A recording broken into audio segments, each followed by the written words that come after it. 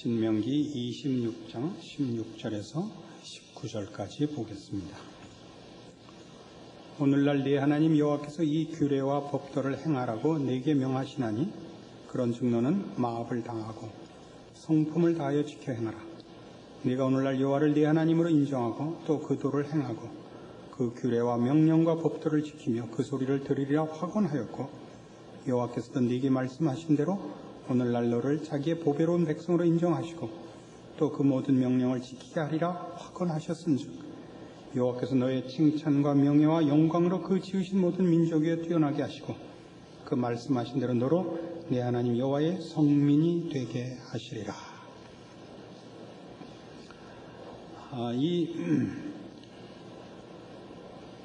모세가 지금 이 16절에서 하고 있는 이 말씀은 이 이스라엘 백성에게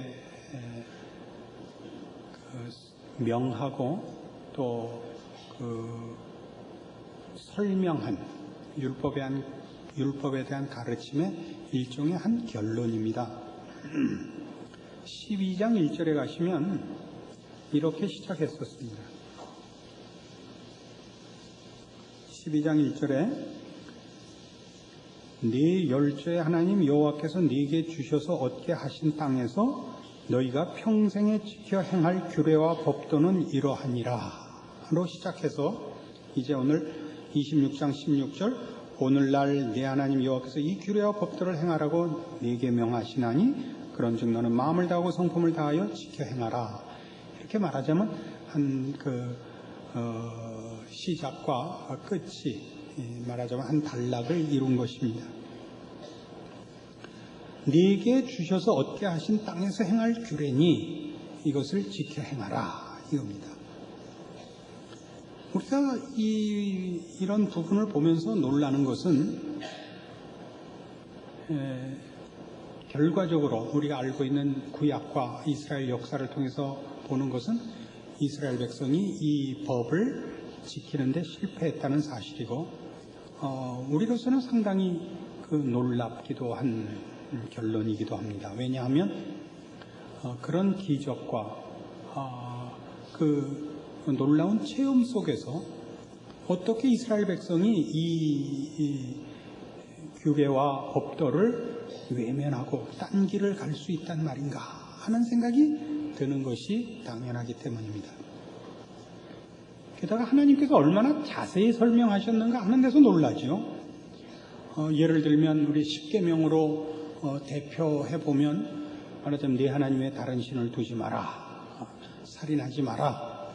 그래서 그렇게 지키면 간단할 것 같은데 그런 것만 있는 것이 아니고 우리가 이 신명기에서 내내 살펴본 바와 같이 이웃에 대해서는 어떻게 살 것이며 농사를 질 때는 어떻게 지을 것이며 하다못해 농작물을 거둘 때 그 과일을 다 떨지 말 것이요 또 밭에서 추수를 할 때 그 나달을 다 줍지 말 것이요 남겨둘 것이요 또 우연한 살인 또 고의로 한 살인에 대해서는 어떻게 할 것이요 너무나 세밀하게 다 설명되어 있는 것도 어떤 의미에서 놀랍습니다. 이런 것이 왜 놀라우냐 하면 우리는 이런 말하자면 하나님의 높으심과 그의 명령을 받는다는 차원에서 하나님은 지극히 높으신 분, 우리는 그의 종, 그의 무슨 수족 이런 식의 관계를 금방 연상하기 때문입니다. 기독교라는 신앙의 최고의 특징이 뭐냐 할 때는 언제나 계시라고 했습니다. 다른 모든 종교가 계시가 없습니다. 사람이 만든 종교는 모두 다 득도하는 것입니다. 사람 마음속에 있다고 믿어지는 어떤 선한 성품, 이상, 윤리와 도덕 또는 양심에 순응해서 모든 죄악을 물리치고 해탈한 자리에 가는 것, 그러기 위하여 종교라는 것으로 이렇게 득도하고 어떤 자리에 깨우침을 받아 서는 것, 우리 안에 있는 것에 그 선한 것을 완성하는 것이라면 기독교는 그렇지 않습니다. 그러니까 일반적으로 다른 모든 종교는 섬길 대상으로서의 신은 없는 것입니다. 어떤 법칙이 있고 그것으로는 내가 깨우쳐야 되는 것이지 누구에게 도움을 청하고 누구에게 빌고 하는 것이 아닌 것입니다. 사실은 대표적인 예로 주문만 해도 그렇죠. 주문의 특징이 뭐라 그랬어요? 그 주문이 누구에게 비는 것인지, 그 주문의 내용이 무엇인지는 없고 그 주문을 외우면 결과가 무엇인가만 아는 것이 주문 아닙니까? 우리 기도는 다르죠. 우리 기도는 어때요? 기도 속에 생각이 있고 따지는 게 있어요. 조건을 제시하고 내가 이런 요구를 하는 타당성을 나열해요. 그렇죠? 기도라는 건 서로 밀고 땡기는 게 있다고요. 기도하는 자와 기도를 듣는 대상이 있다고요. 그래서 뭐 내가 이런 기도라는 건 나만 잘 되자 그러는 것이 아니라 하나님도 생각해 보십시오. 그가 있단 말이에요. 내가 내 이 기도에 하나님이 응답해 주셔야 될 이유가 이겁니다. 라는 두 인격과 두 존재가 있어요. 그러나 주문이란 그렇지 않습니다. 그래서 기독교의 그 특징이 계시인데, 계시라는 것은 하나님이 자신을 보이신 겁니다. 그렇다면 잘 생각해 보세요. 계시가 갖는 특징이 얼마나 재밌느냐. 이것이 하나의 명령이요, 기계적인 조작에 쓰여질 필요는 없지 않습니까? 여러분 그 집에 가셔서 스위치를 올리면 불이 들어온다. 그 여러분 전기과를 나와가지고 전공을 하지 않은 다음에야 그 불이 왜 스위치를 켜면 들어오는지를 그 과학적으로 다 이해할 필요가 없죠. 스위치를 올리면 불이 들어오고 내리면 꺼진다. 근데 올렸는데 불이 안 들어오면 뭐라고 생각해요? 아, 이게 왜 안 들어올까? 전기가 파업을 했나? 이렇게 생각하지 않죠. 아, 고장났다. 이렇게 생각하지 무슨 서로 주거니 받거니가 없잖아요. 야, 너 왜 안 들어오냐? 이건 없는 거 알아요. 사람이 전기 보고 나는 이런 사람이다. 나는 내가 원할 때 네가 말 안 들으면 난 몹시 화를 내는 사람이다. 그러니까 너 알아서 들어와라. 이렇게 하려면 전기가 성의를 보일 수도 있고 반대를 할 수도 있는 생각과 결정이 있을 때는 이렇게 설명을 하는 법이지만, 그렇지 않은 대상일 때는 나는 이런 사람이다라고 얘기할 필요 없죠. 켜면 들어와야 되고 끄면 나가야죠. 그렇게 안 되면 고장났다죠. 그러니까 기독교가 그 첫 번째 특징을, 가장 그 대표되는 특징을 계시라고 할 때는, 계시 하나만, 계시라는 말을 이렇게 하나님이 자신을 보여주셨다로 이렇게 쉽게 이해를 하려고 들지 마시고, 하나님이 우리를 무슨 취급을 하느냐까지 이해를 해야 된다, 이런 뜻입니다. 그러니까 우리는 하나님 앞에 기계적인 대상이 아니란 말이에요. 무생물이면서 하나님이 조작하고 조종하는 대상이 아니라서 하나님은 자신을 나타내셔서 나는 거룩한 하나님이라, 나는 진노하는 하나님이라, 나는 은혜로운 하나님이라, 내 말에 순종하는 자에게는 복을 주어 수천대까지 이르게 하고, 내 말을 듣지 않고 내 진노를 불러일으키는 자에게는 그 죄를 3, 4대까지 묻겠다. 이런 식의 표현을 하는 것은 그 대상이 이런 무생물이 아니요 무인격이 아니라는 얘기가 된다고요. 이걸 자꾸만 기억을 하자고요. 그러니까 아까도 서론에 얘기했듯이 우리가 구약을 읽으면서 가장 놀라는 게 뭐라고요? 하나님 왜 이렇게 설명을 길게 하시는가? 그러지 말고 1. 말 들어라. 2.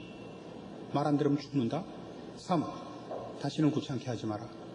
그거밖에 더 뭐가 필요하겠어요?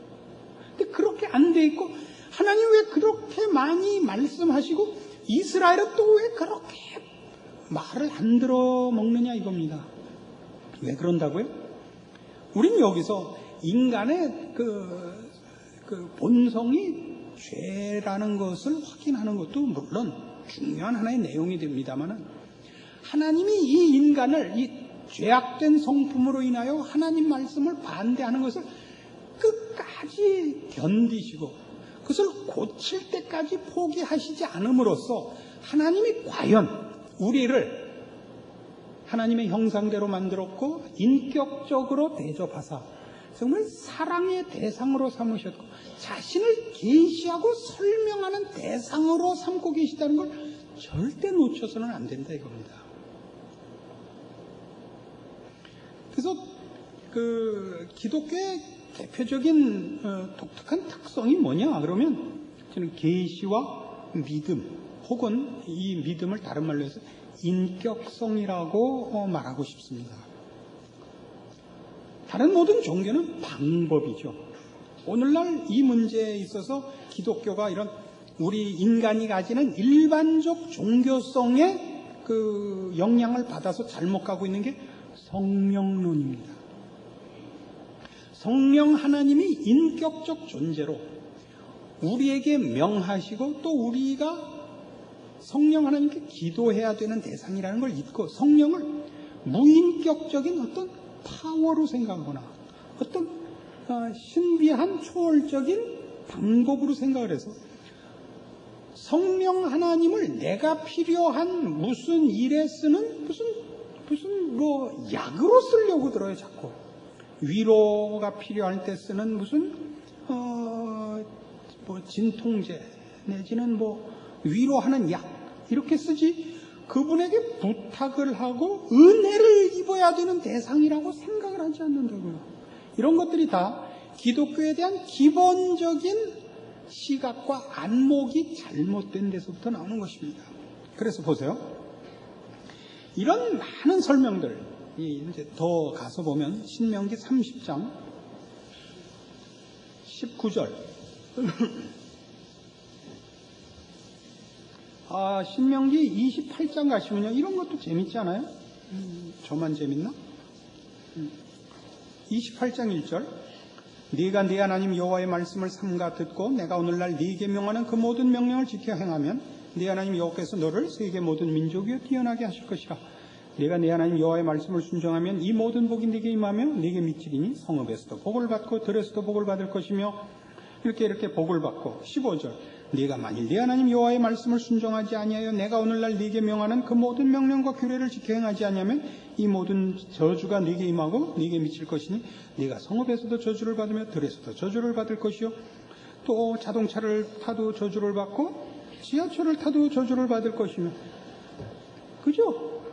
이런 거는 말이에요. 이미 벌써 이런 기계적인 조작, 어떤 결과를 얻어내기 위한 가장 간단하고 즉각적인 효력을 보려는 방법이 아니라 그 대상이 생각하고 결정을 해야 되는 것임이 전제되어 있는 표현들이란 말이에요. 그러니까 상대방이 결정을 해야 되기 때문에 설명을 그렇게 하는 거예요. 그럼 마치 우리가 이해하기 제일 좋은 걸로 하자면 우리가 우리 자녀들을 교육하는 방법 안에 야, 네가 이번 시험에 10등 안에만 들면 네가 달을 따다달라면 달을 따다주고 별을 따다달라면 별을 따다주고 네가 미국을 가겠다면 미국을 가고 영국을 가겠다면 영국을 갈 것이다. 그러나 만일 네가 이번에 40등 밖으로 떨어지는 날이면 네가 들어오면 다리를 분질러 놓을 것이요 나가면 눈가를 팔 것이라. 그 얘기하고 뭐이 달라요. 그죠? 내가 내 자녀에게 요구하지만 자녀를 내가 이렇게 조종하거나 조작이 안 되죠. 얘를 설득해서 얘가 결정을 해야 되는 일 아니에요. 그러니까 이렇게 설명이 긴 거예요. 우리 신약시대 성도들이 제일 부러워하는 게 뭐죠? 즉각적인 보상이 없다는 거예요. 구약시대 때는 말 딱 들으면 아침에 만나, 저녁엔 메추라기, 추우면 불기둥, 더우면 구름기둥. 요즘은요, 신약시대 그런 게 없죠, 되레. 옛날 같으면 야, 너 왜 예수 믿냐? 예수를 믿으면 내 주먹을 믿어라. 구약 같으면 주먹을 하는 순간 이게 뚝 잘라져서 없어지는 거야. 예? 뚝 잘라져갖고 그놈 대가리 위에 딱 붙어 있는 거야. 그런데 지금은 그러고 낄낄대도 시편 73편에 나타나는 것 같이 악당들의 형통함을 저들은 살찜으로 눈이 솟아나고 그죠? 얼마나 먹은 게 배에 차다 못해 뇌까지 와서 음식이 차서 눈깔이 다 나왔겠어요. 그죠? 성경에 표현하네요. 죽는 때에도 고통이 없고 죽을 때도 편하게 뒤져. 야, 원래 죽을 때나마 어디 기차 레일에 길게 깔려가지고 그냥 긴 다리 아저씨가 돼갖고 죽어야 될 거 아니에요. 죽을 때도 편하게 뒤져. 너무나 약이 오르단 말이에요. 그러나 구약에서 하려고 하는 것은 하나님이 생사화복을 쥐고 계시는 분이다 라는 기초를 놓아야 되는 때였죠. 지금 우리는 그 기초 후에 있는 거 아니에요. 그 역사와 사실을 역사로서 쥐고 있는 사람 아니에요. 하나님 우리를 인격자로 대접하셔서 그 이후의 얘기들을 하시고, 그렇게 하나님이 즉각적인 말하자면 심판과 보상으로 나타나셨던 일들이 결국 그 기초를 놓음으로써 결과적으로 우리를 어디로 인도하고 무엇을 채우시려고 그랬나까지 우리한테 설명하시는 거 아니에요. 그렇죠. 여기서 우리가 말하자면 분별하고 선택해야 된단 말이죠. 이게 전부 그 얘기예요. 신명기 30장 19절. 내가 오늘날 천지를 불러서 너희에게 증거를 삼노라. 내가 생명과 사망과 복과 저주를 내 앞에 두었은즉 너와 네 자손이 살기 위하여 생명을 택하고 네 하나님 여호와를 사랑하고 그 말씀을 순종하며 또 그에게 부종하라. 그는 내 생명이시요 내 장수시니 여호와께서 내 열조 아브라함과 이삭과 야곱에 주리라고 맹세하신 땅에 네가 거하리라. 너희는 살기 위하여 생명을 택하라. 내가 생명과 사망과 복과 저주를 내 앞에 둔다. 뭐 하라고요? 생명을 택하고 복을 택하라는 거죠. 안 하면 벌 받는다는 것이 궁극적인 목적이 아니라 그리 가지 말아죠. 그러니까 이런 얘기들은 다 우리를 설득하는 장면이죠. 그래서 이 믿음이라는 것과 이런 하나님의 명령을 받는 것이 어떤 대접을 그 배후에 깔고 있는가를 모르면 이런 명령들은 다 뭐랄까 1차원적인 명령서가 되고 말아요. 말씀을 들으면 복받고 안 들으면 벌받아 죽는다. 그렇게 간단한 문제가 아니고 하나님 말씀을 들어라. 들을 때까지 내가 널 놔두지 않고 네가 내 말을 듣지 않으면 두들겨 패서라도 돌아오게 하겠다. 이런 뜻이죠. 그렇죠? 그래서 봐요. 다시 본문으로 오셔서 26장 16절. 오늘날 내 하나님 여호와께서 이 규례와 법도를 행하라고 네게 명하시나니 그런즉 뭐예요? 너는 마음을 다하고 성품을 다하여 지켜 행하라죠. 인격이죠. 인격. 마음을 다하고 성품을 다하여. 우리 인격과 성품으로 하나님 편을 들 것을 얘기하고 있는 것이지 기계적으로 난 살인했다 안 했다, 난 거짓말했다 안 했다, 이런 식의 법을 지키라는 얘기가 아니라고요. 네 속이, 네 심령이, 네 성품이, 네 인격이 하나님을 즐거워하라 이거죠. 그걸 우리가 해야 되니까 자세한 안내문이 나오는 거예요. 하나님이 우리를 난 하나님 편 그러면 보따리 쌓고 우리를 지고 가시지 않는다고요. 내가 가야 된다고요. 그래서 자세한 안내문이 따라오는 거죠. 네가 오늘날 여호와를 내 하나님으로 인정하고 또 그 도를 행하고 그 규례와 명령과 법도를 지키며 그 소리를 들으리라 확언하였고, 여호와께서도 네게 말씀하신 대로 오늘날 너를 자기의 보배로운 백성으로 인정하시고 또 그 모든 명령을 지키게 하리라 확언하셨은즉 여호와께서 너의 칭찬과 명예와 영광으로 그 지으신 모든 민족 위에 뛰어나게 하시고 그 말씀하신 대로 너로 내 하나님 여호와의 성민이 되게 하시리라. 이게 참 재밌어요. 약속을 했다는 거죠. 하나님이 이렇게 너희가 이제 이스라엘 백성에게 이 규례와 법도를 베풀 때 뭐래요? 나는 너희를 종되었던 애굽 땅에서 인도하여 낸 너희 하나님 여호와니라. 그러므로 너는 내 말을 지키라. 저들에게 하나님의 명령을 지켜야 되는 그 타당성으로 제시된 증거는 뭐였냐면 종되었던 애굽 땅에서 꺼냈으므로. 여러 가지 의미를 가지죠. 이스라엘 백성에게 복을 주시는 분, 죄와 사망에서 저들을 구출하시는 분, 그럴 능력이 있는 분, 바로를 치시는 힘이 있고도 넘치는 분, 이런 모든 기초 하에서 생사화복을 가지시는 분이라는 확인을 주고 너희는 그러므로 내 말을 들으라죠. 들으라. 이스라엘 백성이 뭐예요? 듣겠습니다. 하죠. 구약 이제 그 성경을 신학적으로 이제 그 보는 시각 중에 구약 신학, 신약 신학이라는 게 있어요. 구약의 주제는 뭘까? 근데 구약의 주제는 보통 언약이라 그래요. 혹은 계약이라 그러기도 하고, 뭐 약속이라 그러기도 하죠. 그래서 성경이 어떻게 해서 구약 할 때 옛 구자에다 약속할 약자예요. 누구는 그 약을 먹는 약인 줄로도 오해하는 분들. 신약은 새 신자에다 그것도 약속의 약자예요. 옛 언약, 새 언약이에요. 약속이란 말이에요. 하나님께서 이스라엘 백성에게 말하기를 너희가 내 말을 듣고 지키면 나는 너희를 이렇게 복되게 하고 너희를 이렇게 높이리라. 이스라엘 백성이 그렇게 하겠습니다. 이스라엘 백성이 하나님께 약속했고 하나님이 이스라엘 백성에 약속했어요. 하나님 먼저 찾아오셔서 아브라함에게 약속하시기를 나는 너를 복의 근원을 삼겠다. 모든 민족이 너와 네 자손을 인하여 복을 얻게 하겠다. 약속을 하고 불러냈어요. 복을 주기 위해 불러냈어요. 이스라엘 백성도 애굽 땅, 종되었던 애굽 땅에서 불러낼 때 거룩한 나라, 그의 제사장 국가로 세우려고 내 소유로 삼으려고 불러냈대요. 하나님의 뜻이에요. 그럼 그렇게 하시면 되잖아요. 근데 그렇게 하는 일에 이 상대방, 하나님이 나는 너를 불러 복되게 하고 복의 근원을 삼고 거룩하게 하고 영광스럽게 하겠다 하고 약속한 대상에게 그걸 설명을 하고 약속을 한다는 건 무슨 뜻이에요? 상대방이 물건이 아니란 뜻이란 말이에요.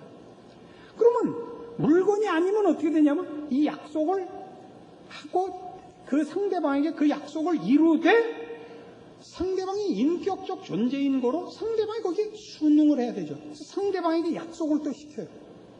상대방이 그 약속을 안 지킨다고 해서 하나님이 그 약속을 파기하시진 않아요. 그러나 하나님이 하시려는 약속의 내용의 본질이 뭐냐면 우리를 그 약속의 대상, 복된 대상으로 삼은 우리가 물건이 아니요 하나님의 성품을 이어받고 하나님께서 기뻐하시는 자리까지 가는 인격적 차원에서의 하나님을 닮은 사람을 만들어내고야 말겠다예요. 그러려면 하나님이 그 의지를 갖고 나를 혼자 만드실 수가 없죠. 내가 그렇게 돼야 되니까. 그래서 이게 약속이에요. 약속. 구약신학의 주제가 약속인데 약속을 한다는 건 벌써 이것이 인격적 차원에서 이 일들이 수행되고 있다는 것을 전제하고 있는 것입니다. 그래서 왜 이런 얘기를 자꾸 이런 복잡한 얘기를 우리가 설명을 들어야 되느냐면 우리의 신앙 인생에 있어서 우리가 가진 최고의 그 시험이 뭐냐 하면 하나님 정말 내 편이실까? 하나님 정말 내 기도를 듣고 계시는가? 내 인생을 지켜보고 계시는가? 오늘도 온천 나를 불러 증거를 삼으시는 그런 열심과 그런 능력으로 과연 내 편이신가? 그런 생각이 드는 게 너무 많단 말이에요. 안 그래요? 우리가 열심히 신앙을 지키고 하나님 편을 들고 우리가 세상 사람들과 다르게 살고 희생하고 양보하고 주를 위하여 우리를 절제한 모든 것에 대하여 어떤 의미에서 보상이 없어 보인단 말이에요. 내가 기도한 그 간절한 기도에 대해서 하나님이 무슨 답이 없고 죽어라 하는 것밖에 결과가 없는 듯한 인생의 순간을 맞이하는 적이 많다 이겁니다. 그때 생각하시라고요. 뭘 생각하느냐? 성경 전체를 놓고 생각하라고요. 하나님의 신실하심과 그의 복되심과 우리를 향한 열심에 대하여 몇천 년을 두고 증거를 삼으신 거예요. 이스라엘 백성의 전 역사를 통하여 저들을 애굽에서 끌어내시고 40년 광야 생활을 시키시며 가나안 땅에 들여보내어 그 나라를 지키시다가 바벨론 포로가 되기까지 하시되 약속한 대로 다시 정화시켜 회복시키시고 약속한 예수를 보내시고 하나님의 아들이 십자가에 정말 죽으시고 우리 지금 예수님 이후의 역사만 해도 우리가 이 자리에 앉도록 하나님이 그 진실한 종들을 보내어 순교와 순교로 이어지는 피로 연결하여 우리까지 찾아오셨단 말이에요. 하나님이 우리를 향하여 가지고 계시는 하나님의 뜻과 하나님의 능력과 하나님의 열심에 대해서 의심을 하려고 그러지 마시고 하나님이 여러분에게 무엇을 만드시려고 하는가? 여러분이 무엇을 요구하시는가? 하나님께 여러분이 요구하고 매달리고 해서 얻어지는 여러분의 고통을 면하고 여러분의 자존심을 만족시키는 결실 말고 이 고통과 이 좌절과 이 원통함 속에서 하나님이 나에게 무엇을 뽑고 무엇을 새로 넣으시려고 하는가 생각하시란 말이죠. 저는 지금 생각해보면 하나님이 참으로 일찌감치 제 인생에 간섭하셨다는 것을 느끼는데, 고등학교 1학년 때 느닷없이 어느 날 하나님이 과연 나한테 관심이 있으신가 하는 시험에 빠졌습니다. 하나님이 계시냐 안 계시냐 하는 데 대한 의심이 생긴 것이 아니라 하나님이 나한테 관심이 있으신가, 하나님이 내 인생을 정말 의미 있게 지켜주시는가, 그런 계획이 있으신가에 대해서 갑자기 의심이 나기 시작했어요. 그냥 이름 없이 그냥 도매금으로 넘어가는 뭘까요? 그냥 지금 바닷가에 모래밭에 한 알갱이가 아닌가. 갑자기 그런 생각이 든 다음부터 어떻게 해야 될지 모르겠는 거예요. 그래서 그때 시기에 유치한 신앙적인 질문을 많이 했어요. 하나님, 이과를 갈까요? 공과를 갈까요? 이과나 공과나, 이과를 갈까요? 문과를 갈까요? 부터 시작해서 어떤 성씨를 가진 여자와 결혼을 할까요? 그때 장씨는 빼달라 그러는데 그때 몰랐죠. 내 인생에 하나님이 관심을 갖고 계시고 내 편이라는 걸 알게 해주십시오. 답이 없어요. 누가 금식 기도를 하면 응답이 빠르다서 금식도 해보고, 밤에 일어나서 기도하면 응답이 빠르다서 밤에 일어나서도 해보고, 새벽에 일어나서도 해보고. 그때는 학교 다닐 때는, 고등학교 때 학교 다닐 때니까 금식을 마음 놓고 못해서 어떻게 금식을 했는지 아세요? 아침밥 먹고 나서부터 물도 안 먹기, 저녁 6시까지 아무것도 안 먹기, 이런 것도 해보고, 별걸 다 했어요. 별 열심을 다해서 하나님께서 가르쳐 주시기를 간절히 소원했어요. 근데 도무지 응답이 없어요. 성경을 봐도 그게 다 남들한테만 얘기하고 있고 나한테는 얘기 안 하시고, 누구는 계시록 후소가 있다는데 내 성경은 또 없고, 창세기 전서도 없고, 그래서 완전히 망했어요. 그러다가 이제 상당한 시일이 지나서, 그러니까 5년쯤 지나서 고등학교도 졸업하고 삼수하고 말이죠. 그리고 이제 해병대를 갔어요. 그때는 무슨 마음으로 갔냐면, 에이 쌍 죽는다 그러고 간 거예요. 하나님은 대답도 없으시고 나 혼자 괜히 그런 거예요. 근데 거길 갔더니 해병대에 징집으로 오는 사람이 몇 있어요. 우린 다 지원해서 갔는데 징집 영장이 해병대로 나오는 경우가 좀 있습니다. 안식교인 하나가 성경책을 갖고 왔어요. 그래서 뺏어가지고 하나님한테 그랬어요. 내 마지막으로 한 번 더 하나님의 말씀을 듣고, 그래도 답이 없으면 난 월남 가서 죽습니다. 그리고 해병대는 신병훈련 8주에 보병 후반기 교육이 있어요. 그 4주. 그래서 12주 동안 성경을 다 읽었어요. 정말 그 바쁜 훈련소에서 창세기부터 요한계시록까지 홀딱 한 번을 읽었는데 완전히 미친놈 대접을 받았죠. 별명은 물론 목사가 됐죠. 그때 정말 달빛에 읽고 보초 쓰면서 읽고 짬짬 읽었어요. 내가 성경책 들고 다니면서 짬만 나면 봤어요. 하여튼 난 이제 죽기 살기니까. 그러니까 맞고 이런 것 하나도 겁이 안 나요. 이렇게 목숨을 걸어놓고 있으니까. 근데 답을 어디서 얻었냐면요, 구약을 읽어가는 중에 하나님은 늘 진실하시고 늘 오래 참으시고 늘 양보하세요. 근데 이스라엘 백성이 완전히 소금 맞은 지렁이 같이 변덕을 부려요. 빈대떡 뒤집어 앉는 거 아니에요. 이건 완전히. 그래서 항복을 했어요. 하나님, 저한테 답을 주시진 않았지만, 개인적인 답을 주시진 않았지만, 하나님은 진실하십니다. 하나님은 의로우십니다. 무슨 핑계든지 무슨 뭐든지 하나님께 갖다가 하자를 걸 수가 없음을 내가 인정합니다.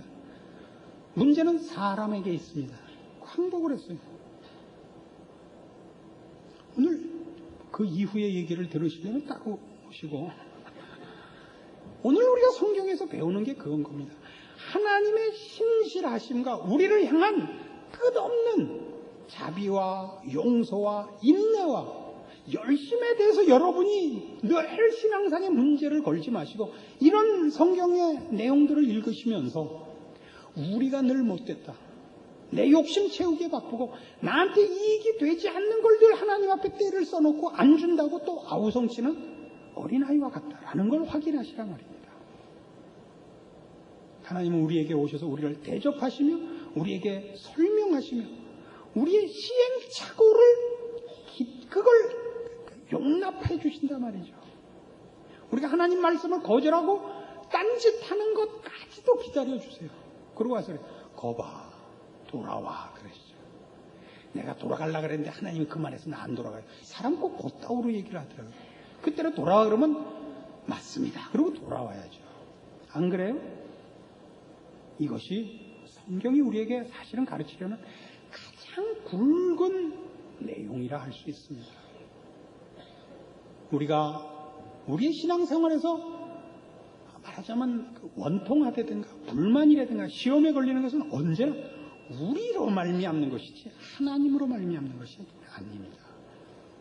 내 마음대로 해놓고는 하나님 보고 왜 좋은 결과를 만들어 주시지 않느냐고 그러는 못난 것이 우리 자신임을 확인하고 하나님의 은혜와 긍휼과 자비와 그 복됨에 대하여 다윗이 얘기한 것처럼 너희는 하나님의 선하심을 맛보아 알지니라 라고 얘기한 대로 여러분 모두가 이렇게 찾아오신 하나님, 이렇게 말씀하시는 하나님, 이렇게 간절히 우리 안에 호소하시는 하나님에 대하여 항복과 순종과 감사와 충성이 있는 신앙의 올바른 선택과 실천이 있기를 바랍니다.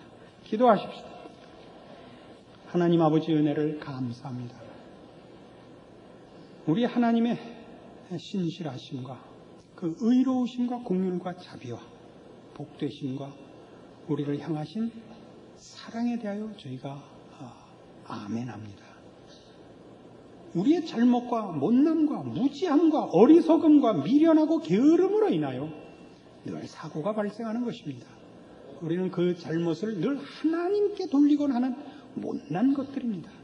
하나님, 우리를 찾아오셨고 이미 말씀하시기 시작하셨은즉 우리 안에 주의 형상을 이루시고 주의 마음에 합한 자로 세우기까지 놓아두지 마시옵소서. 우리는 그 인도하심에 감사할 줄 알고 순종할 줄 아는 참으로 주님께서 명명하신 대로 보배롭고 복된 주의 백성이요 왕같은 제사장으로 그 부름에 순응할 줄 알게 하여 주시옵소서. 예수님 이름으로 기도합니다. 아멘.